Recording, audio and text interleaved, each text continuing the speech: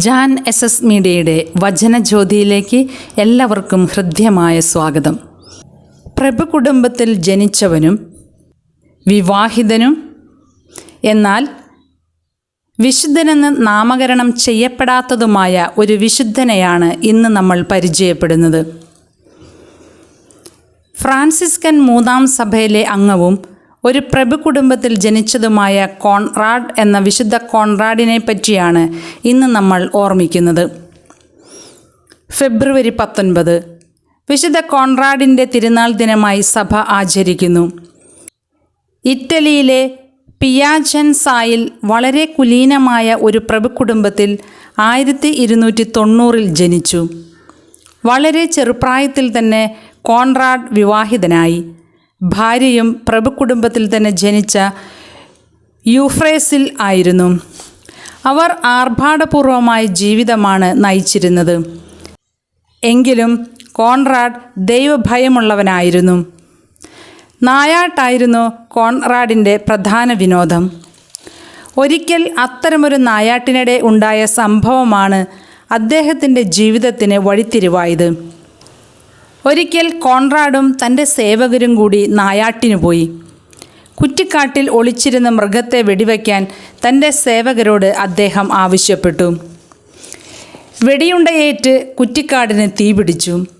കാറ്റുണ്ടായിരുന്നതുകൊണ്ട് തീ പടർന്ന് അടുത്തുള്ള വയലുകളും വനങ്ങളും കത്തിയെരിയുകയും നഗരത്തിലേക്ക് തന്നെ തീ പടരുകയും ചെയ്തു. നിരവധി പേരുടെ സ്വത്തിനും ജീവനും നാശം സംഭവിച്ചു. ഭയന്നുപോയ കോൺറാഡ് അവിടെ നിന്നും ഓടിയൊളിച്ചു. തീ പടർന്നു പിടിച്ച സ്ഥലത്തു നിന്നുള്ള സന്യാസിയാണ് തീപിടുത്തത്തിൻ്റെ കാരണക്കാരൻ എന്ന് കരുതി അദ്ദേഹത്തെ അറസ്റ്റ് ചെയ്തു. താനല്ല കുറ്റക്കാരൻ എന്ന് പലതവണ ആവർത്തിച്ചെങ്കിലും സാഹചര്യ തെളിവുകൾ അദ്ദേഹത്തിന് എതിരായിരുന്നു. ക്രൂരമായ പീഡനമേറ്റ സന്യാസിയെ തീ കൊളുത്തി കൊല്ലുവാൻ കൽപ്പനയിട്ടു. ഇതറിഞ്ഞ കോൺറാഡ് കുറ്റം ഏറ്റുപറഞ്ഞ് സന്യാസിയെ സ്വതന്ത്രനാക്കി. തീപിടുത്തത്തിന് കാരണക്കാരനായ കോൺറാഡിൻ്റെ സ്വത്ത് മുഴുവൻ കണ്ടുകെട്ടി. ദരിദ്രനായി തീർന്ന കോൺറാഡും ഭാര്യയും ഒരു കുടിലിലേക്ക് താമസം മാറ്റി. ചെയ്തുപോയ തെറ്റിന് ദൈവത്തോട് മാപ്പപേക്ഷിക്കുകയും പ്രാശ്ചിത്തം ചെയ്യുകയും ചെയ്തു. കോൺറാഡും ഭാര്യയും വേർപിരിഞ്ഞു. ഭാര്യ ക്ലാരമഠത്തിൽ ചേരുകയും കോൺറാഡ് ആദ്യം റോമായിലേക്കും പിന്നീട് സിസിലിയിലേക്കും പോയി.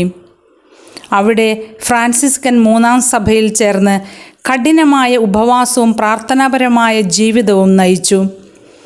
അങ്ങനെ 36 വർഷം പ്രാർത്ഥനാ ജീവിതം നയിച്ചു.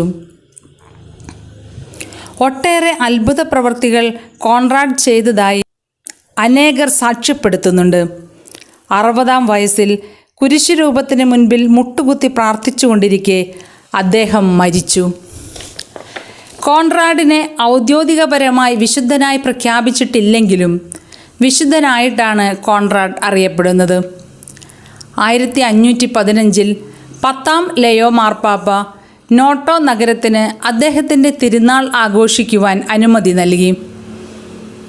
8-ാം ഉർബൻ മാർപ്പാപ്പ പ്രസ്തുത അവകാശം ഫ്രാൻസിസ്കൻ സഭയ്ക്ക് മുഴുവൻ അനുവദിച്ചു.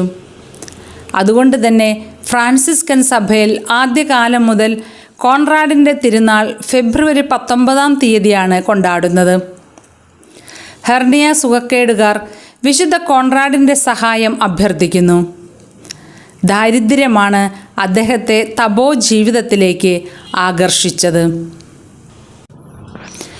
പ്രാർത്ഥനയുടെ ശക്തിയെപ്പറ്റി മനസ്സിലാക്കി തരുന്ന ഒരു വചനമാണ് ഇന്ന് നമ്മൾ മനഃപ്പാഠമാക്കുന്നത്.